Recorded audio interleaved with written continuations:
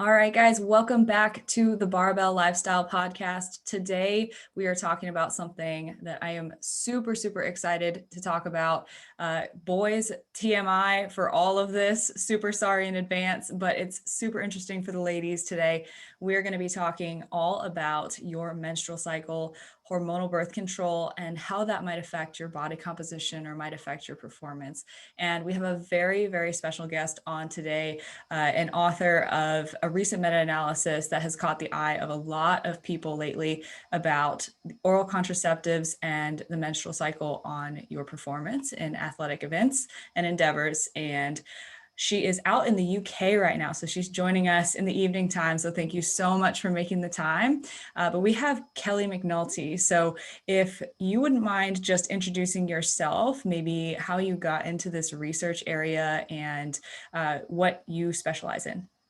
Yeah, so thank you so much for inviting me on. It's great to speak with you both. And like you say, it's pitch black here compared to the nice bright where you are. But yeah, so I'm a PhD student at Northumbria University, and my main interests are focused, like you say, on the female athlete and investigating the effects of the menstrual cycle and hormonal contraceptive use on performance, recovery, and adaptation. And I've always been someone that's had a keen interest in human physiology and how we can optimize human performance, particularly in sport and exercise. So I completed an undergraduate degree in sport and exercise, followed by a master's in strength and conditioning, and they were both at Northumbria as well.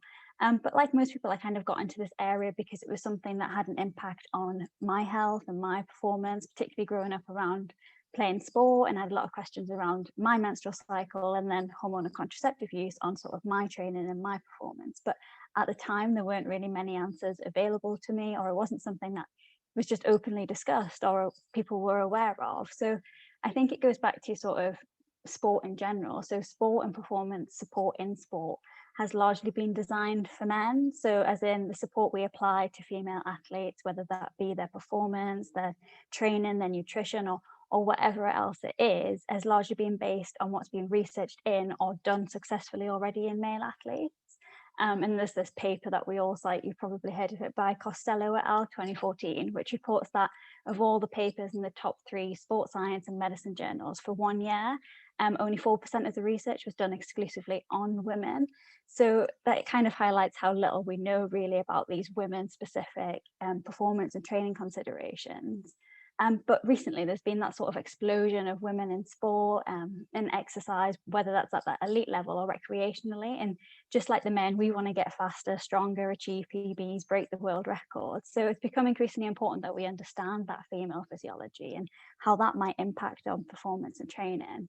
And recently as well, that seems to be the interest. There's an increased drive for research, which is great to see. So I guess I want to be part of that movement to bridge that gap, but then sort of share that evidence-based information that I was learning to help optimize performance in all sports women. So yeah, it was on a bit of my own personal drive and want to know more. And then that turned into that realizing the huge, massive need for all women and those that support them to know more. So sorry, that was a really long-winded answer to introduce myself. No, that was a wonderful intro. And I think it just gives such a nice background to why this is so important, not just talking about menstrual cycles and contraceptives, but just the overwhelmingly male dominant research area that this is. And I think it's very important for the listener who might not be in the field of research to know that when we're conducting studies, we're basically trying to establish causation from one factor to another. And so if we have a pool of male subjects and we're doing a test on them and some outcome comes about, this is the result that we write about. And then this is what's published in the journals. And then people take that and they read it and they say, oh, well, post-workout protein is anabolic or whatever it might be. And we take that and we apply it to both men and women, even though the population in the study was like all men. And this is something that happens really, really commonly in the research field in exercise science. So we definitely want to see more research on women and specifically seeing, again, how the menstrual cycle and contraceptives might change the way that these outcomes come about. I think this also is really kind of interesting because we see supplement products and workouts and exercises that are marketed towards women when in reality, we don't really have the information to back that up, that like this pink labeled protein is better for women than a regular whey protein, right? And so it's starting to grow. I think the body of literature on women is growing, but we still, I think, have a lot of work to do, like you said. So to kind of just, sorry, Christina. before we jump in, I wanted to ask Kelly how you got to that conclusion, or when did you get to that point where you thought that maybe there was a correlation between hormonal birth control and your performance and training? Yeah, so for me personally, it was more that it was just affecting my sort of general lifestyle, really. So I grew up playing golf, and that was kind of my main sport, and I played it at a high level, and that was kind of that. But in golf, you kind of have to be sort of very sort of not have anxiety or anything sort of worrying you. And really, when I noticed switch to hormonal birth control, I became someone that had a lot more sort of anxiety and all of those effects. And I just kind of noticed that. And I mean, it took years for sort of me talking with the GP and doctor to sort of realize that came about, which is such a shame that it wasn't flagged earlier. But yeah, that was kind of my journey and how it affected my training and performance. But obviously there are loads of different effects for every individual woman, really. But that's kind of when they started to click in my mind, really. Yeah, that's super interesting. And I think kind of like what you were saying before, it's not something that we would consider as being a factor that would affect our performance or how we're feeling. And I think especially because birth control is just so common nowadays and it's so pushed by doctors. So I think that's super interesting that you kind of eventually got to that conclusion. Yeah, no, definitely. And like you say, so I originally took that birth control to minimize sort of period effects and cycle effects, which yes, it did take those away, but then also affected my performance in another way. So it's just about considering all those factors together, really. Yeah, definitely.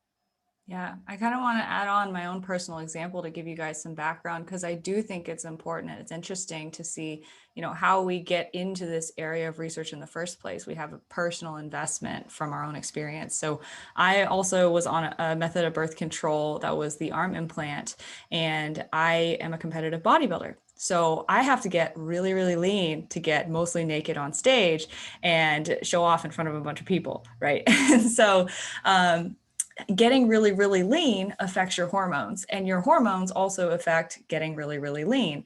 So all of these things really do play into each other, and we're definitely going to break down just kind of the nuts and bolts of all of that. But that was really what sparked my interest in this. Was the second time that I got the implant so I had it replaced after 3 years. I just started noticing that I didn't quite feel like myself. I felt a little bit puffier. I felt kind of off in my performance and in my mood. And so I tried to connect the dots by myself, maybe didn't do the best job, but eventually just started doing my own research, fell upon Kelly and her colleague Christi Elliott Sales' work, and it's brought me to starting a master's program and really just getting into this area of research more. So just wanted to add on that anecdote before we dive into the details. So Kelly, we want to give our audience a nice base for what we're actually talking about here. So I think the first step is to break down the menstrual cycle. So our periods, our monthly cycles, and what the main players in that are. So I know this is difficult because typically we want to see like a graphical representation of it, but if you could do your best to just kind of walk our audience through what that looks like. Yeah, definitely. So the menstrual cycle, where to begin really with that one. So without kind of going into that overwhelming detail, I'll try and give a sort of a little biology lesson, using my words to help understanding, because like you say, generally knowledge in this area is quite poor. And sort of there's actually a study by Claire Minahan, so in Australia, that came out last year, I think it was, which used a questionnaire which asked female athletes in Australia about their knowledge of their menstrual cycle and hormonal contraceptive use. And out of a possible score, I think it was 14, the average score was 5, and only 8% of athletes scored above 10. So it just kind of shows you that we need that increased awareness and education of the menstrual cycle, particularly in sportswomen.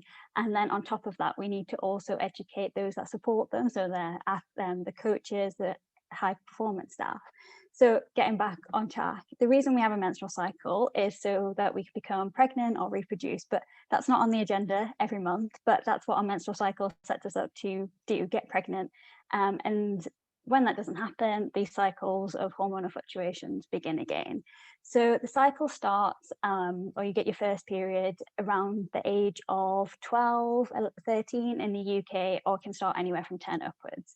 And this cycle carries on like that all the way up to menopause. So again, in the UK, that's around the age of 50.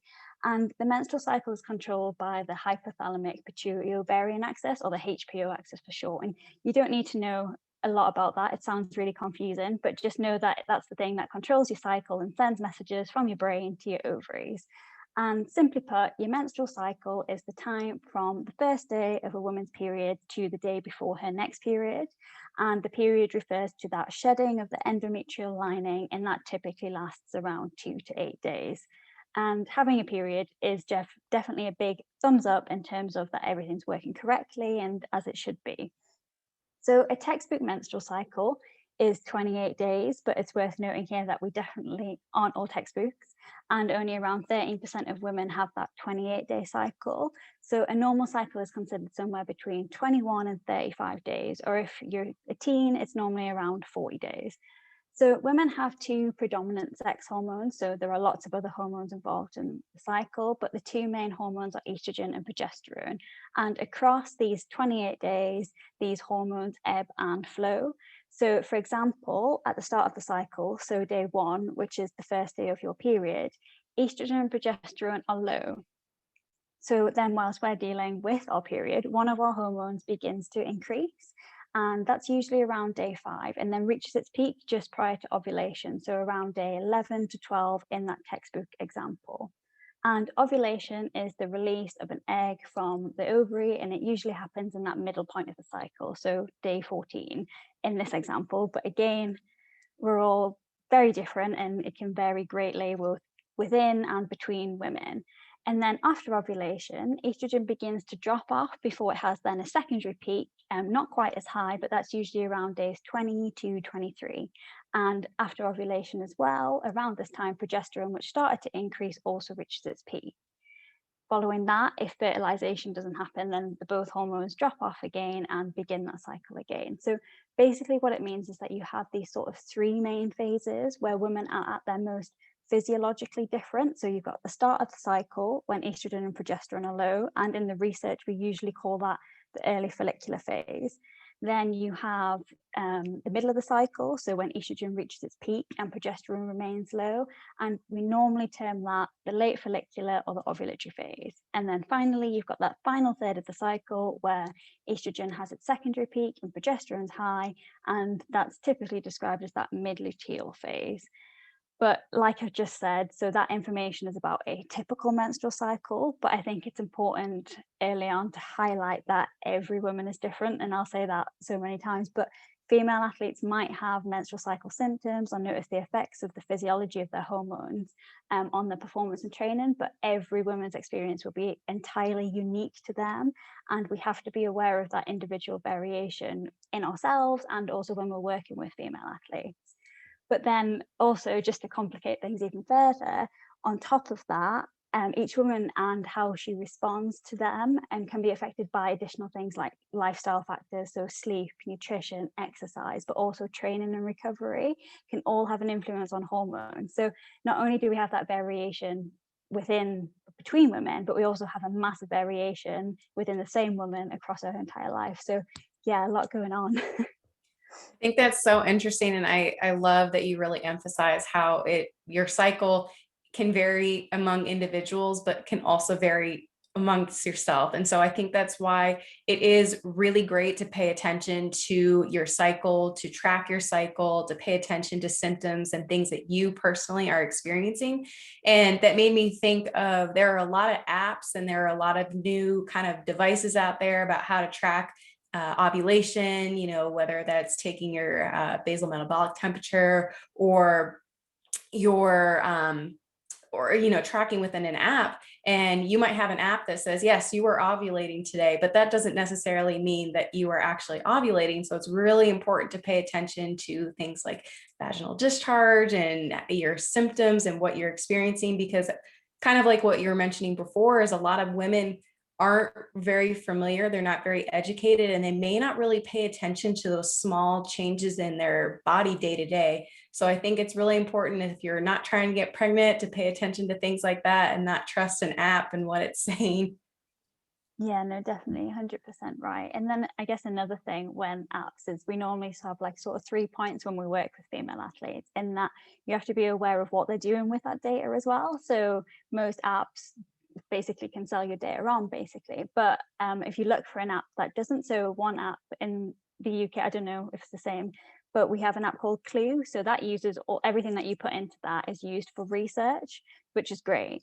And we also have a couple of apps, like I'm sure we'll get into this later, but Fit Our Women and Wild AI, I think it is, which are apps that are specifically designed for female athletes to tailor their training and performance nutrition. And they have like sort of handy facts on how it can be affected. But then I guess sort of with these apps, and not necessarily those apps, but apps in general, is you have to be careful that they're not sort of almost barking at you, like you say. So like saying that, oh, you might need to be sat down with a hot water bottle or don't train, when you might be fine, and that might induce some anxiety if that's saying that to you. And exactly the same about ovulation.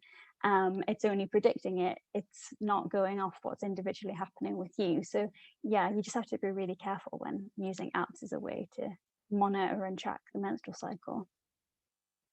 Yeah, absolutely. And I think that plays a lot into how Christina and I coach individuals. You know, we use an individualized client-centered approach. And I think it's really important that we acknowledge, you know, like you said, the messaging and the expectations that these apps or you know, authorities in our field or our coaches or people who might seem like they know what they're talking about when it comes to our hormones. You know, if they're telling us, oh, when you're, you know, in your PMS week, you shouldn't train, you should just take a week off or a deload, when in reality, everyone's going to have kind of a different reaction and a different severity of symptoms with their own cycle.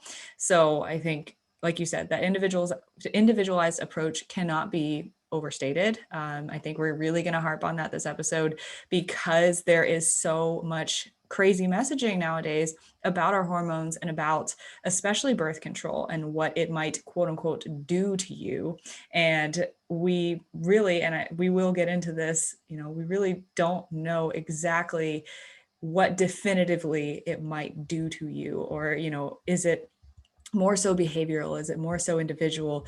So those questions are yet to be like completely answered, I think, and definitely want to get into that. But to kind of just recap a little bit on the menstrual cycle, so you guys have a firm understanding of that. So you have the early follicular phase where both progesterone and estrogen are low. And this is when typically this, at least for me and what I've read so far, you can correct me or jump in or add to this, Kelly, is when performance is going to be typically, it should theoretically be the best during the first 2 weeks of the cycle, when you're in the early follicular phase and you're hormonally less, I guess, fluctuaty, when you're less like a female and more like a male on a hormonal profile level. And then your estrogen peaks. And I believe that this has something to do with carbohydrate metabolism. Is that correct? And kind of enhancing that a little bit. Yeah, definitely. Sorry, I was just letting you carry on there. No, definitely. So like what you said there, in terms of what we know about the menstrual cycle, so in that early follicular phase, so we did quite a big study, which I'm sure we'll get into, and it does show that performance might be slightly reduced while you're on your period, but we'll get into that a little bit more later. But it's when you can't get my words out, when you get past that sort of period days and you enter sort of that late follicular phase, so sort of day sort of 5 to day 12, that is when estrogen is starting to increase, and estrogens are sort of superpower here, really. So it can have lots of different effects. So we have, or in general, research has shown that this could be a really good time to do your strength training. So for example, you can get massive strength gains if you train more in this half of your cycle compared to the luteal phase, or training generally across your cycle. And you can also recover better. So there's some research coming out at the minute that your recovery might be better in those sort of first few follicular phase, basically. But we have to be really careful about the messaging around that, as the research is so minimal and we don't really know of what quality it is yet. So yeah, we have to be careful about that, but it's potential in that first half of your cycle, like you say, to really hit strength training. But also, like you mentioned about the metabolism, so we might be able to do really high intensity exercise in this part of the cycle, and that's because we're better at using carbohydrate. Again, research in that is conflicting, so you've got some studies that show that, some studies which not, and again, it comes down to that message of being really individual. But yeah, definitely, like you say, what you've highlighted there. Yeah, thank you for adding on to that. Yeah, and I think when we're talking about estrogen, it's very interesting because there's this big negative connotation around estrogen. Oh, estrogen is bad. Eating soy raises your estrogen, yada, yada, yada. We could go on and on about those kinds of myths that are perpetuated. But like you said, estrogen is kind of a woman's superpower, which is really, really cool. It helps enhance our ability to utilize carbs, to do high intensity exercise, possibly to recover better. And this has been shown, in a number of studies. So that's really exciting. And it's just all the more reason to not, just slap a name on a hormone and say, well, this one is bad and this one is good, because there's just so many different roles that each of them play. And I think it's really important too, like you said, to be careful about how we apply this. So I know there's a couple of studies that have kind of periodized the way that they're training. So they'll have women train more in their follicular phase versus more in their luteal phase. And they'll compare the results of these women based on how they're training. So you might have someone for the first 2 weeks of their cycle training 4 or 5 times per week. And then during the second 2 weeks, they'll train once or twice. And then they'll have the other group do the reverse of that. Then they'll compare performance outcomes, muscle cross-sectional area outcomes, that sort of stuff. And, maybe there is a slight beneficial effect for doing more of your training in that first half of your menstrual cycle. But then when you take a look at, application, is it worth the trouble for you as an athlete or as a client or someone trying to just live a healthier lifestyle and improve your body composition? Is it worth it for you to finagle your schedule around so much that you have to train extra and make more sacrifices for 2 weeks and then just not really do anything for the next 2 weeks after that? And is that practical, or would it be better to just keep a consistent training schedule throughout the month and deal with the ebbs and flows that you may or may not experience, right? Yeah, no, that is such a great point, what you say there, in that you see so much on social media at the minute of train around your cycle, which, yes, I think is brilliant, and the actual concept behind it is really exciting. But if you think about it in terms of that application, like you say, how difficult is that if you're a woman, especially if you want to then eat around your cycle as well? And if you're a woman who's got sort of 2 children who are also females, also on the menstrual cycles, also at different points, how are you going to eat around your cycle then, basically? And then if you take that into a training context, if you're someone that supports female athletes, whether that's a football team or a rugby team or whatever else, and you've got so many different women on so many different cycles, it can just get all a little bit crazy in terms of actual training around your menstrual cycle. But I definitely think mastering your own cycle and tracking your own cycle is definitely worth it. And for some women, they might not notice effect whatsoever, but at least you sort of tried and you got to know your own body. But in terms of what you say, the application it is difficult. Yes, and I think Christina and I, we both coach clients for a living, and we work with women one-on-one all the time. And so, whether or not they're tracking their cycle, ultimately our goal is to get these people consistent. We don't work with high level pro level athletes, right? We're just trying to help people live healthier and sustainable lifestyles.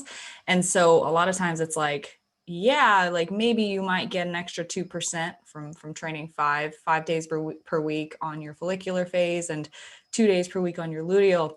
But I really just want you to get into the gym 3 times per week. And I really just want to start there.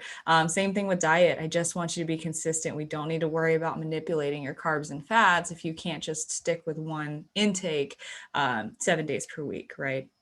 Yeah. And so I think that is so important for us as practitioners. And if you might be listening to this, like, wow, this stuff is so interesting, I want to do this and this and this to my macros, like just hold up and make sure that you are nailing down the fundamentals first before, jumping into all the rest of this information. Yeah, definitely. I definitely agree with that. With that being said, though, I do think it is really important. And I have found with clients that I'll ask them about their cycle. And sometimes they think it's a little bit too TMI, or they don't understand why I'm asking for that information. But the longer we work together, they understand, oh, okay, actually is really important for me to know and track and understand how my body is reacting to my cycle. And especially if it's like, hey, if you're experiencing period symptoms every 14 days versus every 50, or you actually are having an inconsistent cycle. So I think it's really important for women to understand that it's not just something that happens whenever, that there is kind of a science to it. Yeah, definitely. And like sort of tracking your cycle, like you say, at the very least, it's going to give you a reason for why you might be feeling a bit naff that day, might be feeling a bit tired that day. But then at the very best, you can then start to track your cycle, notice certain patterns, and then make habit cues around that, which you can then manage performance on those days where you might feel naff, or maximize performance on those days where you might feel brilliant because of your hormones. So yeah, no, it's a brilliant tool. Yeah, and that just made me think of something personally. So before, I used to not really have a good understanding of my body, and I would just, oh, okay, I'm on my period. But now I have that lead up. I start to understand, okay, I start to get a little soft in my belly. I start to have kind of those pre-cramps. And so I know personally for me that my first day when I start, that is my absolute worst. And so I know a couple days leading up to that, I'll be like, you know what? I know that day I'm not going to want to train. I'm just not going to. It's going to be really difficult. So I'll be like, okay, I might have had a rest day coming up, but let me train hard these next few days, because when that does happen and that day comes, I know I'm going to take it off. And that way I don't have to worry or feel guilty that I'm taking a day off. And because I think that is a question that Marissa and I get asked often is, what should I do? How should I train when I'm on my period? And again, Marissa and I are question, or the answer that we always give is, it depends. Yeah, no, definitely. And what you said there, sort of, we always kind of get it. If you go into a room with coaches and you come up with all this information and they say to you, are you basically giving my athletes an excuse not to train a couple of days of their cycle? And no, that's not what we're doing. That's not what we're in the business of. It's about being resilient to that and about adapting and being aware of it. So if you're aware that your athlete suffers from really bad menstrual cramps and period pain, then it's just about being like, okay, so we're probably not going to get the best out of you on that day. We're probably not going to get the best out of this training session that I might have had planned. Let's wait a couple of days until you're feeling better. We'll get the most out of it then. So it's not about not training. It's just about being clever and being able to adapt and having that awareness to be able to adapt, really.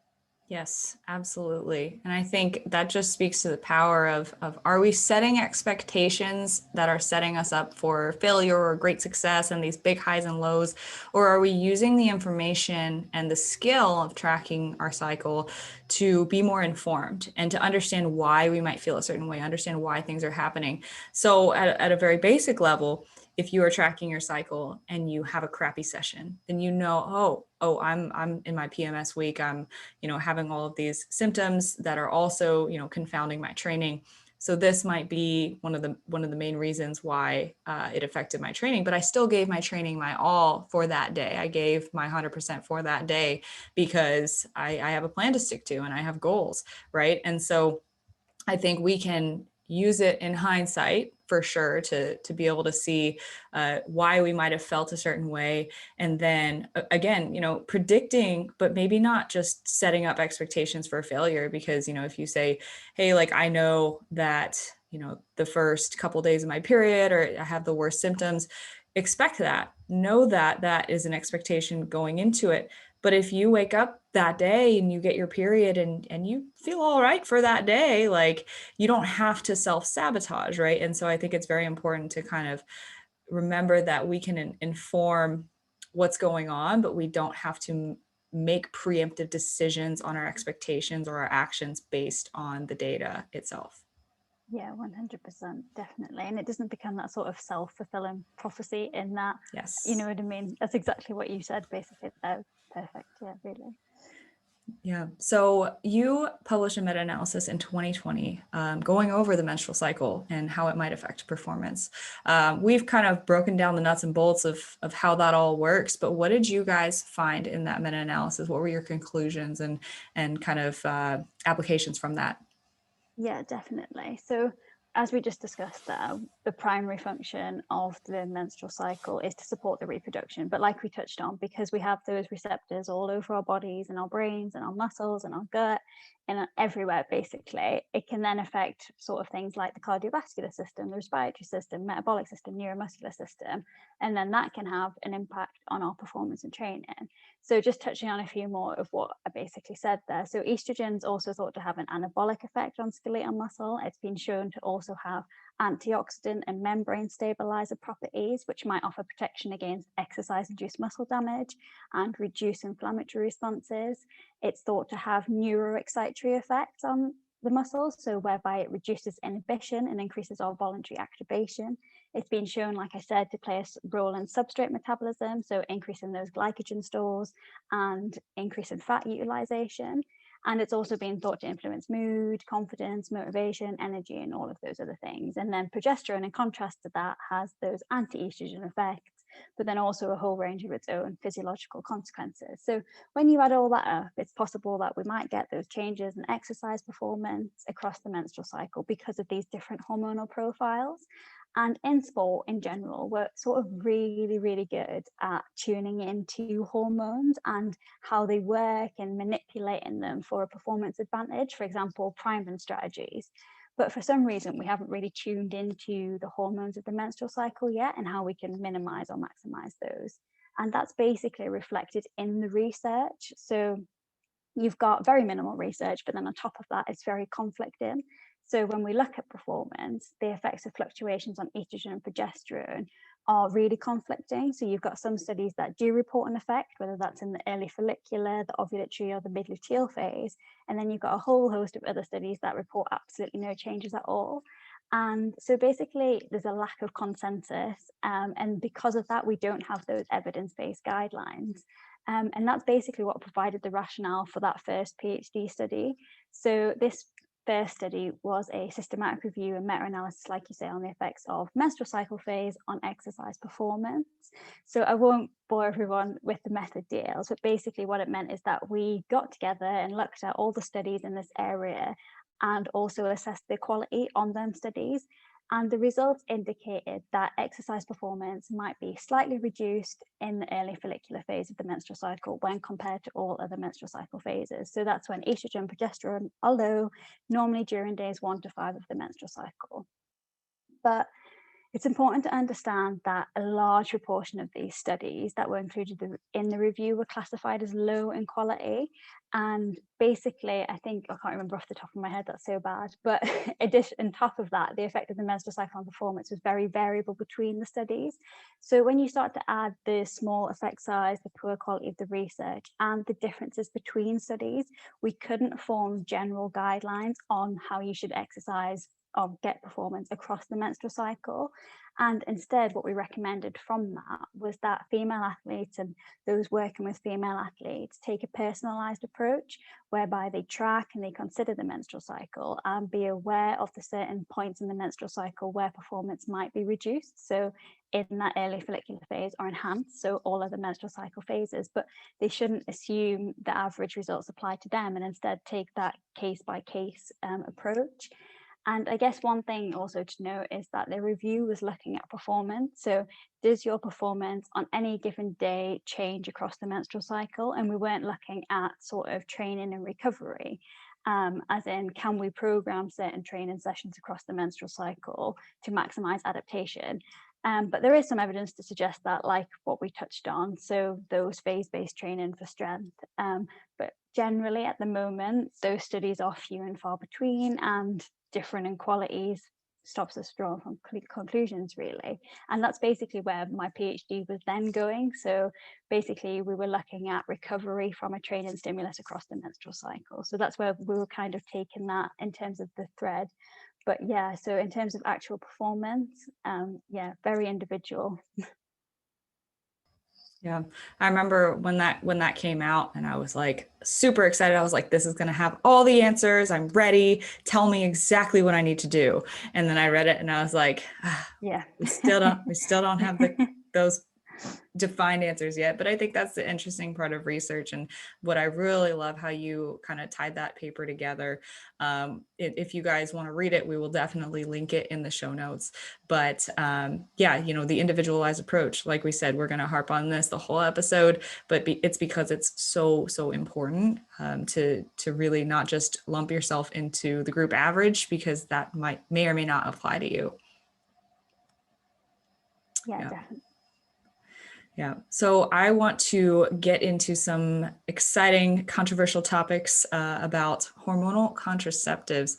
So I think the best place to start is to just familiarize our audience with what the certain types are.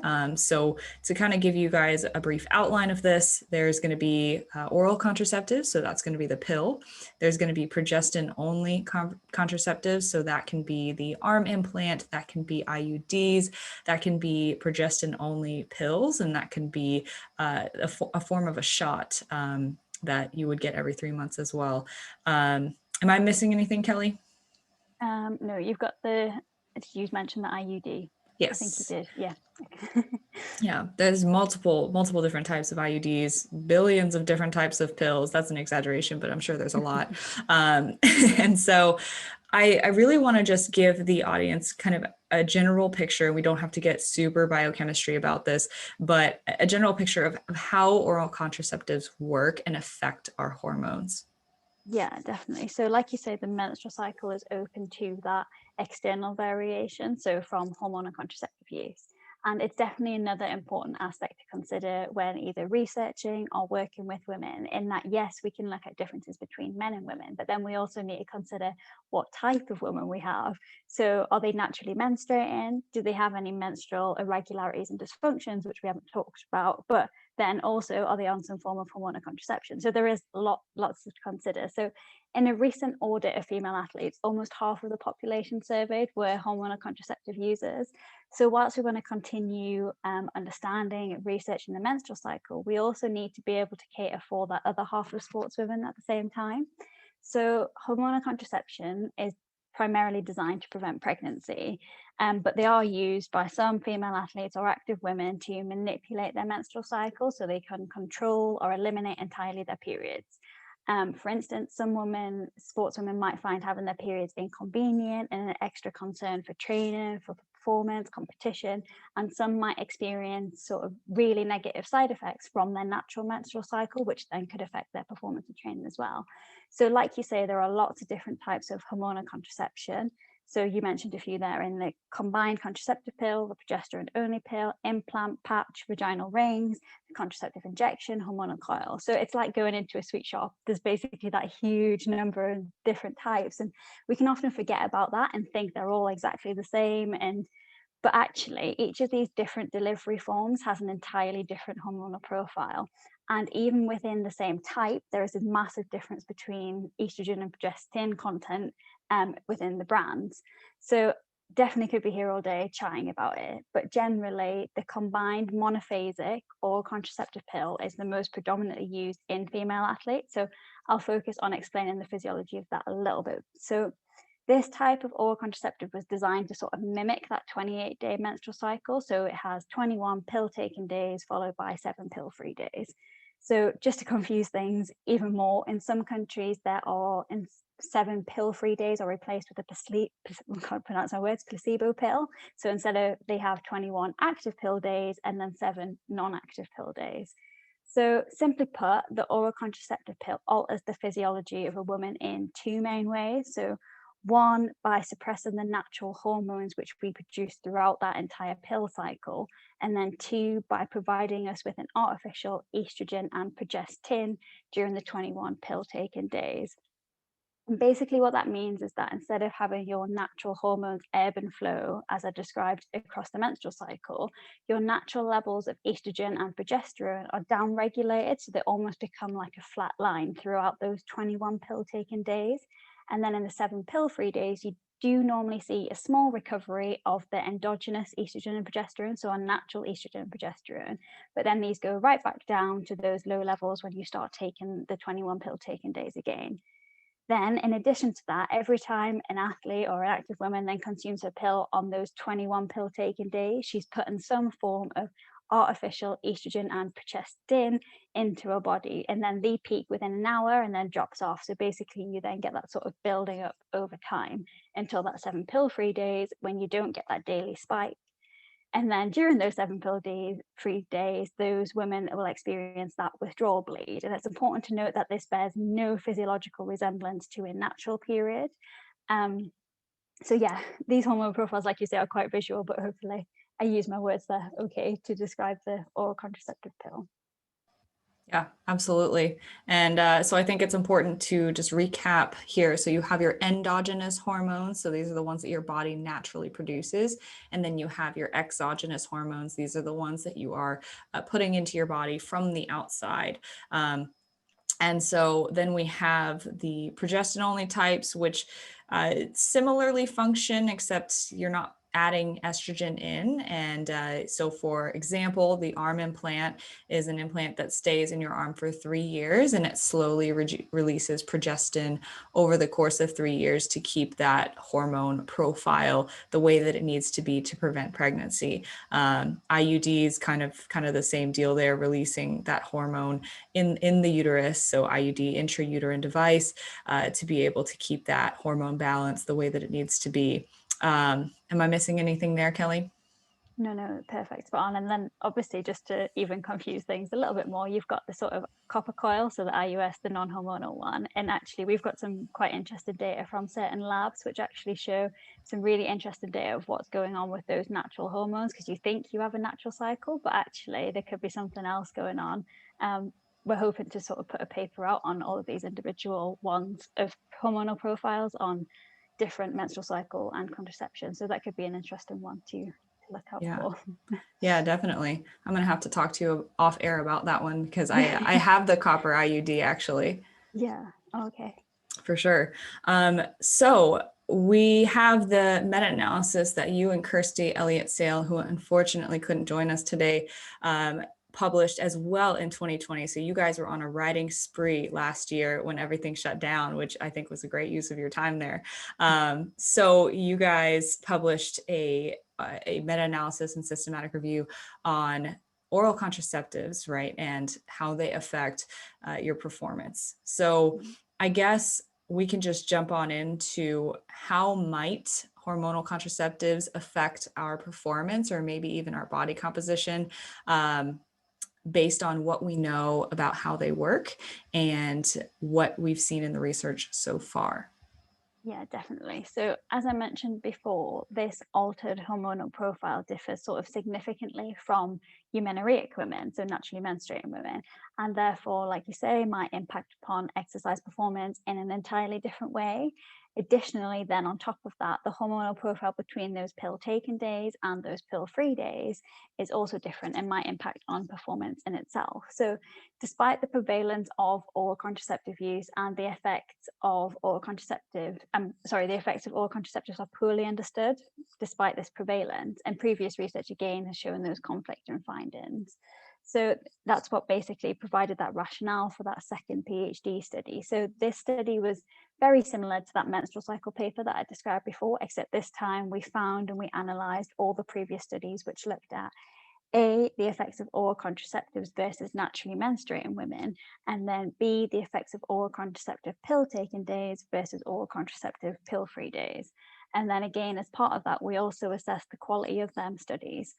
And what the results indicated was that on average, oral contraceptives might result in slightly poorer exercise performance when compared to naturally menstruating women. So this means that some, but not all, women who take the oral contraceptive pill might have slightly poorer performance than those who don't take the pill. But this is like a really, really small effect that we're talking about, so it was trivial. However, again, so the small size of the effect, the poor quality of the research, and the differences between studies meant that general guidelines couldn't be formed. So again, there was a large amount of low quality research, which is again why we recommend that individualized approach is better taken. So where you focus on oral contraceptive use and why they're taking that oral contraceptive, because some athletes will be affected and some athletes won't be affected at all. And like I said there, you have to sort of consider why your female athlete might be taking that oral contraception. So what is the reason for that? Because a consequence of an unplanned or unexpected pregnancy might be far greater than those trivial effects observed in that study, for instance. And then on top of that, you have to consider their experience of the naturally occurring menstrual cycle, because like I mentioned before, some women will have substantial menstrual cycle symptoms such as cramps, bloating, heavy menstrual bleeding. And for those individuals, the benefits of oral contraceptive use might then outweigh those trivial effects that we've seen in that study. So all of those factors need to be considered in that area, basically. And then finally, our investigation also showed that performance did not change between those pill taken days and those pill free days.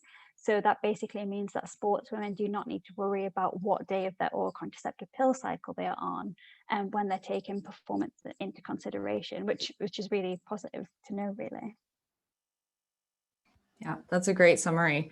And I kind of want to pick your brain a little bit on this. So if there is a small trivial effect on our performance, athletic performance, when we are taking an oral contraceptive versus naturally menstruating, what do you think the possible mechanism behind that might be? Yeah, no, that's really interesting. So basically, if you put these two reviews together, so combine them, it collectively suggests that performance, so we've got performances reduced in the early follicular phase, and then we've got performances potentially reduced in those oral contraceptive users. And that kind of indicates, which is a very similar hormonal profile to the early follicular phase of the menstrual cycle. So basically it's showing, so we can't identify the true mechanisms behind, but it's showing that something's going on when both these hormones are at their lowest level. So your endogenous hormones are definitely having some driving effect there, potentially, in some women, not all women, but yeah. Yeah, so just to recap for you guys, early follicular phase, that's when we said both estrogen and progesterone are that flat line. They're as low as they're going to get for the month. And that's what happens to your endogenous hormones when you are taking a hormonal contraceptive. So that is super interesting. I've never thought about it that way, actually, how those two things kind of line up together. So that's super interesting. Yeah. Yeah, no, definitely. So when we are comparing our contraceptive use and naturally menstruating women, I believe it might have been another podcast that you were on, but there was a really nice kind of comparison between, okay, how does this kind of affect our application on a month-to-month basis for one woman versus another? Or if you were doing an experiment with yourself, like if you said 1 month, I'm gonna, let's say in an ideal world, you can go 1 month with the pill and 1 month without it and compare the difference, which I wouldn't recommend you do, but like, let's say theoretically you wanted to do that, what might happen to your progress from 1 month to the other? And I believe you said something along the lines of how we might be able to make a certain amount of progress in our training or even in our body composition if these hormones do influence us to that extent to where it could change our fat loss or our muscle gain. We might see a certain amount of progress that's greater in the first 2 weeks of a natural menstrual cycle because we have those ergogenic effects of estrogen and we're able to perform better, recover better. But then we might see a dip down in the luteal phase in the second half of the cycle. Whereas a woman using a hormonal contraceptive might just have consistent progress over the course of that entire month, but maybe it's trivially ever so slightly lower due to those effects. Where do we end up? Probably in the same place by the end of the month, right? And so when you're thinking about all this and you're like overthinking your hormones and getting really into the nitty-gritty details, which I have done, and I have given myself headaches printing out and highlighting and reading all these papers on this stuff, But when you really think about, okay, well, where am I going to end up if I am consistent with my diet and consistent with my training over the course of a long period of time? So far, it seems like you're not shooting yourself in the foot quite so much one way or the other. Would you agree? Yeah, definitely. So in terms of those longer term studies that I've looked at, eumenoric women versus oral contraceptive users, generally, they both get to the same place at the end. So if you, whether you're doing a strength training program or endurance training program, generally they are both at that, both have the same gains. What might be different is how they got to those gains, really. But again, the problem with this is that there's so little research that has compared sort of eumenoric women with those taking hormonal contraception across a big, broad study. And then on top of that, it's so difficult to then do a proper randomized control trial on these, as in have the same women do it across their menstrual cycle, see what training adaptation, have a proper washout period, and then get them to do it on some form of hormonal contraception, which is a massive study and would be really, really exciting to do. But just the feasibility of that study would just be huge, really, especially for the poor researcher doing it, basically. So yeah, unfortunately, we can't say that one's better than the other, whether that's naturally menstruating or taking a hormonal contraception at the moment. It seems that it's very individual and whatever suits you, really. So I guess that's the best advice. And then when we're actually talking about advice at the minute in a world that's sort of driven by those quick fixes and sort of anything that they see on social media, but actually stepping back and taking that individualized approach is what's going to have the most benefit to you and have the biggest impact on your performance training. Yes, it might be difficult and it might be hard and it might take a lot more extra consideration, but it's what's going to have that sort of meaningful effect, really, at the end of the day. Yeah, I love that. And yeah, going back to what you said about the research not being feasible, when I first started considering doing a master's in kinesiology, I was like, I think for my master's thesis, I'm going to do a randomized control trial where I take women and I force them to go on this specific type of birth control. And then we do that for a certain number of months. Oh, and by the way, I'm controlling all of their training and diet the entire time. And basically, they're living in a box. And I said that to one of my friends who was in a master's program at the time. And we were just laughing about it because I knew how unfeasible that actually is. But like, as a researcher, we're like, oh, I just wish I could, have someone in a metabolic ward and just control everything for 6 months and see what happens. But unfortunately, that's not how it works, right? But yeah. Well, I think the other interesting thing is you have to think about the effects of coming off birth control and kind of that buffer period, because just because you stop taking your birth control doesn't mean the next day that your hormones are back to normal. And so I correct me if I'm wrong, but if someone is trying to go from not getting pregnant to trying to get pregnant, aren't they supposed to come off birth control for a minimum of 3 months before they actually start trying? Yeah, they do generally say in the sort of research is that then 3 months, it can take up to 3 months for your periods to return and your cycle to get back to normal. Yeah, definitely 100%. And then it's actually, I think there's some research that suggests that with the injection that it can take even a little bit longer in terms of fertility returning. So that's quite an interesting one. I can't remember off the top of my head that study, but I did hear it. Yeah. So now we don't even, we just need research also to tell us, what is this washout period? How long does this washout period need to be? So we need that study published before we can do the study with the washout period. So this is just all this big process, right? Yeah, definitely. Yeah, but I love hearing your insight about this, and I think we're really kind of hitting it home with the individualized approach, and hopefully that's what our audience takes away from this today, and hopefully you can empower them to better track their cycle or be more mindful about the type of hormonal contraceptive that they use, and just kind of use it to inform what they're doing or to understand better why they're feeling the way that they do.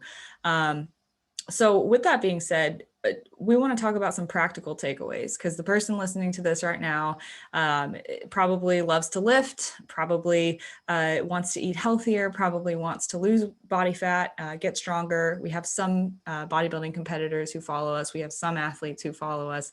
But what would you kind of suggest in terms of how would someone take all of this information and use it to their advantage in terms of tracking their cycle, understanding more about hormonal contraceptives without getting so bogged down with all the details? Yeah, definitely. So basically what we've chatted about is that we know sex differences exist. So we know men and women are different. And now we have a pretty good guess that the changes in female sex hormones across the menstrual cycle or with hormonal contraceptive use might have effect on our physiological systems, which could then translate into the likes of performance, training, and recovery. But right now we don't have enough published high quality evidence to recommend those general practice guidelines. But I don't think we need to be disheartened by that or be discouraged by that lack of research. And instead, we can still work with women and work with our own training with the current knowledge and understanding. So firstly, I guess I would encourage you to dive into the research yourself and learn as much as that you can about the potential effects hormones can have on your physiology, but do it with a critical eye. So question absolutely everything. There is so much out there at the minute. And yes, it's great that people are recognizing a gap in that, but when there's a gap, people try and fill it.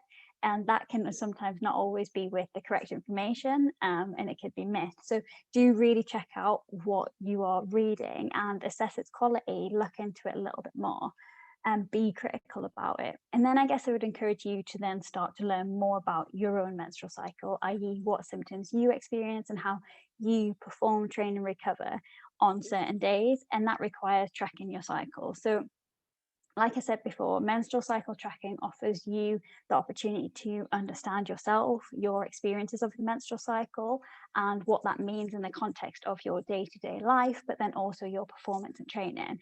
And at the very least, like we said, it might help to explain on why some days you feel better than others, or at the best, it can provide you with those patterns to help you anticipate or plan to maximize or manage certain days of your cycle.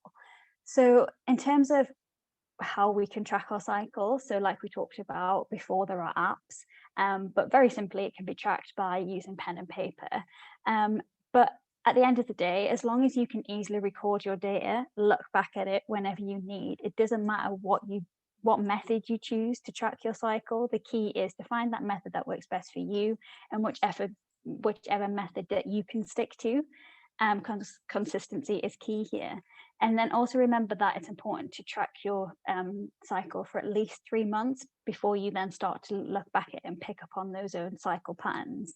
And then with that in mind, what are some of the things that we can track? So again, we don't have to overcomplicate it. We can keep it simple, but it's important that we do record information that is going to be useful, because what's the point of recording it if not? So a great start is to simply record when your period starts, when your period ends, and then you can also include some details on the likes of blood flow heaviness, so spotting, light, moderate, heavy, very heavy. To then add to that, you could then start to record any menstrual cycle symptoms around your entire cycle, such as cramps, headaches, breast pain, any digestive upsets, nausea, etc. Then you might want to add other physical and emotional changes to that data. So you've got any changes in sleep, any changes in your energy patterns that you might notice. Does your diet or appetite change? Do you get any mood changes, stress changes, etc. across the cycle? And then importantly, the one that we all want to know about is, are you getting any changes in your sports performance or your training or how you recover on certain days? So did you train well then, or did you recover faster on a certain day? And then if you really want to go another step further, which some women do, you can then start to look at when ovulation's actually occurring. So that can be stuff like basal body temperature tracking. So this rises in the luteal phase of the cycle after ovulation, as well as those changes in cervical fluid. So this changes across your cycle as well. So around ovulation, it resembles egg whites and it's slippery and stretchy and increases in volume. And then I guess what do you do with all that data? So it's all very well that you've tracked it and that you know what's going on, but then what do you actually do with it? And you can start to use that data. You don't actually have to do anything with it if you didn't want to.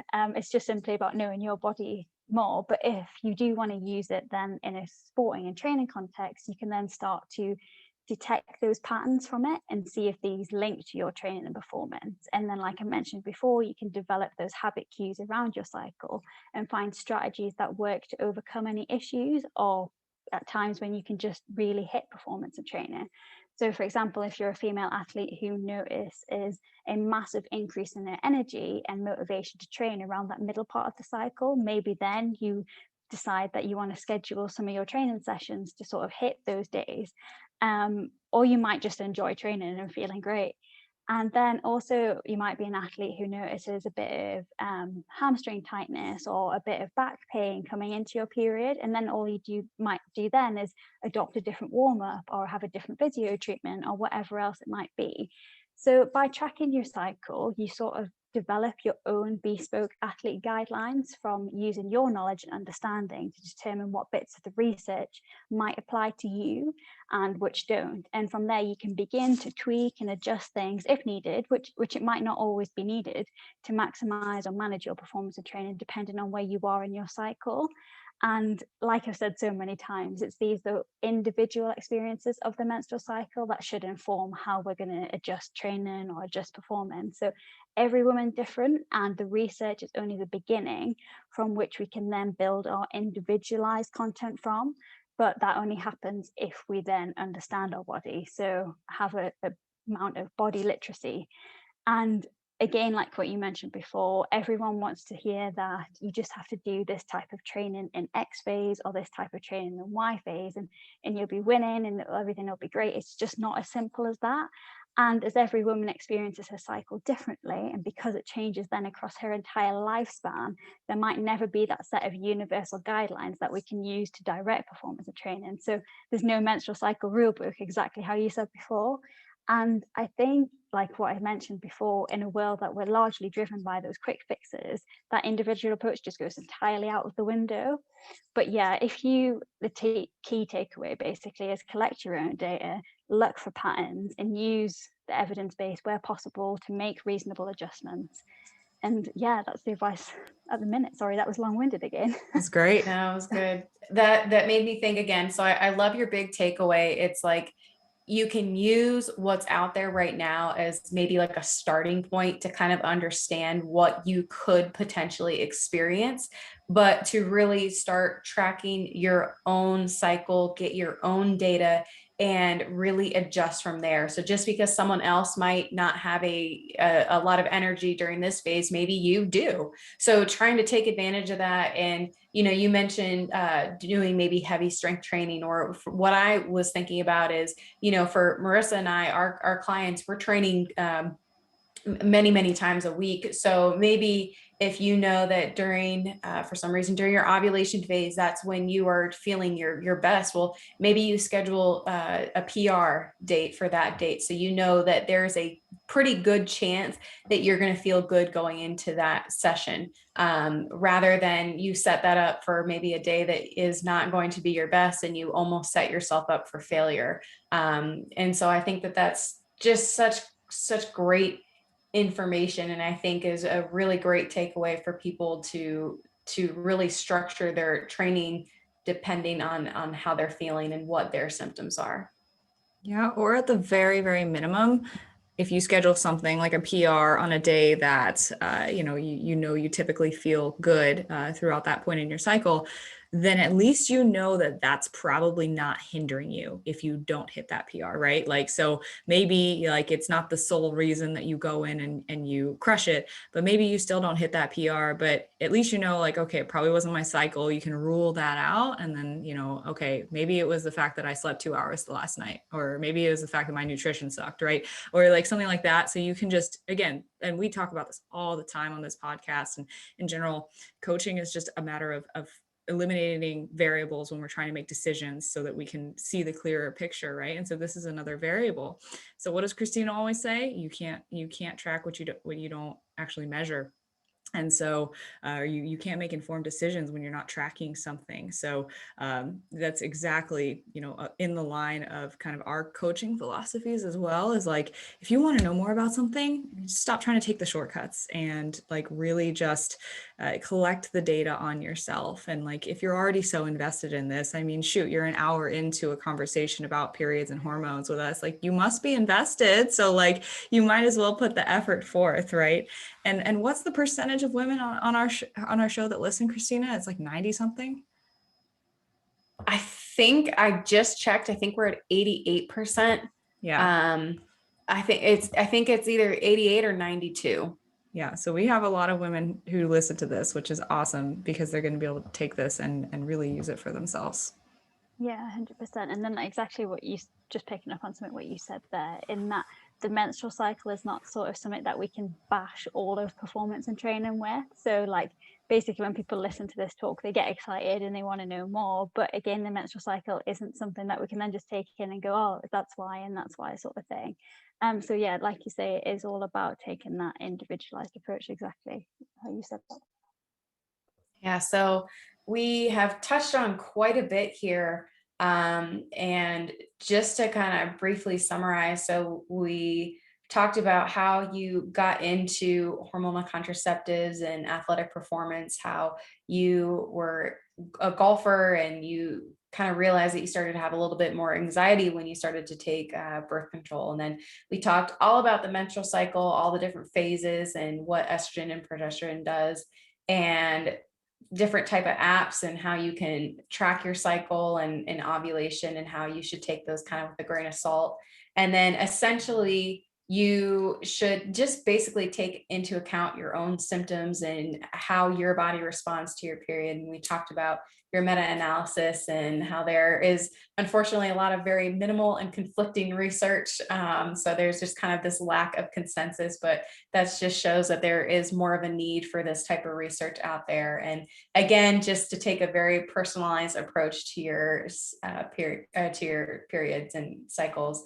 And we talked all about different contraceptives, and how some people take them to prevent pregnancy and some people take them for helps with symptom or cycle regulation. And we talked about really, again, diving into the research and just having a critical mind. And I think that's, again, another really big takeaway. And that's, I think, something that Marissa and I stress for everything is research, and how it applies to you and what's going on. And then again, your big takeaway was, tracking your cycle, recording your data for at least 3 months, and, you can track a number of different things. And so the last question we have for you, after we talked about all of that great things, was, what is your number one maybe takeaway that you have for someone who is looking to have longevity in performance or for health and fitness? Yeah, definitely. So I guess my key point would be to then master your menstrual cycle or master your hormonal contraceptive use and take control of your own health and well-being and performance into your own hands. So like I said, track your cycle. As I highlighted, tracking helps you understand how you feel physically, emotionally across your cycle, as well as how it might affect performance and training. Then also on top of that, know your normal. So learn what's normal and what's not normal for you in relation to your cycle, and then use that to recognize any potential issues, especially for active women, and then be able to advocate for yourself when you talk to a doctor or a GP. And then from that, you can develop cycle patterns. So the data collected, you can use it to anticipate and be proactive about managing menstrual cycle symptoms and your performance and training to get the best out of yourself on any day of your cycle. And then as well, unleash your cycle superpowers. So learn when your cycle might be working for you and use that to maximize your training and performance. And then I guess one thing also is share your cycle. So if you feel it's important and if you're comfortable with sharing your cycle data, share it with a coach, a parent, a physio, or your peers, or anyone else who supports you, because it can really help them support you better. And then I guess one final thing to know is that the menstrual cycle and hormonal contraceptive use are not the only two considerations for active women or for female athletes. So there are so many other training and performance considerations, but then actually looking female specifically, there are things like breast health. So for example, around 85% of women are not wearing the correct type of breast support. And that's been shown to cost you a mile in marathon performance if you don't wear the correct support, as well as all of these other performance and health effects. And then you've also got things like pelvic floor health. So another important consideration as active women and girls are I think it's 40% report urinary incontinence when performing sport and exercise. And then on top of that, you've got the differences in injuries between men and women. So women are almost 5 times more likely to suffer from an ACL injury when compared to men, as well as all of the other considerations such as pregnancy, post-pregnancy, perimenopause, the menopause, even how kit and equipment is designed. So there are loads of considerations for active women and for female athletes that for a long time have went relatively under that radar, but by acknowledging these factors and increasing our research in these areas and our awareness of these areas, it's absolutely essential, because all of these things are potential participation and performance opportunities to allow women to live a healthier lifestyle or to allow them to achieve their full performance potential, whether that's winning gold medals or just getting a PB in the gym, etc. So yeah, that was long-winded again. We love long-winded here. We absolutely love it. And I love that advice. I mean, there's just so much stuff that we don't really know or think about. And I mean, we were talking off air at the very beginning before we started recording about how like most women just don't really know exactly, you know, what's what about their periods. And so, I mean, that's why we did this episode. And shoot, I think you just named like 4 more things we're going to have you back on for. So clear up your schedule. But no, but to just give you guys some practical takeaways, I did want to make a quick disclaimer because I think it's important when we're talking about this is medical care that you're receiving, altering your hormones. Don't stop your birth control because of this podcast. Please, thank you. Consult with your OBGYNs, consult with your general practitioners, like Kelly said, but advocate for yourself when you're there and really ask questions and know why you're there, know what you're getting yourself into when you do go on a certain type of birth control. Pay attention to how you feel. I think there is so much gold in what you said, Kelly. And one thing I wanted to add on to that is just the expectations surrounding birth control specifically. You know, we have weight gain listed as a side effect. That's something specifically that I'm looking at in my own master's research is, does the progestin only type of hormonal contraceptive quote unquote cause weight gain? And, you know, we just don't have the answer to that right now. And if you wanted answers coming onto this podcast, I have bad news for you. We don't have the answers. So really just paying attention to how you react. It's definitely possible that you can have adverse reactions to your hormonal contraceptives. It is definitely possible that you can have adverse reactions to your own cycle. And there's going to be, you know, a huge spectrum there. So really paying attention to how you feel and not, you know, falling into the trap of someone who says that they have the answer, because really, when we look at the body of research, we don't have the definitive answers. We don't have the blanket recommendations. While we would love to say, you know, here's your template, get a pen and paper, write this all down and do this to a T and you'll be perfect. We don't have that. We don't have that for training, for nutrition, for women specifically, for our menstrual cycle. We have general principles that are better than others, and we have good advice from professionals like Kelly. So yeah, I love that advice, Kelly, and I really, really love this episode. I think that's all I had to add on. If Kelly, you want to add on anything, or Christina, if you have any final questions or anything like that. No, I think this was great. Yeah. I think our girls are going to love this. Yes. That's great. No, thank you so much for inviting me on. It's been lovely to chat with you both. Yeah, absolutely. We can see it's getting dark there though. So so with respect to your time, could you just tell our audience where they can find you? I know you have an Instagram and all of that. So just plugging in any social media or where they can find your content.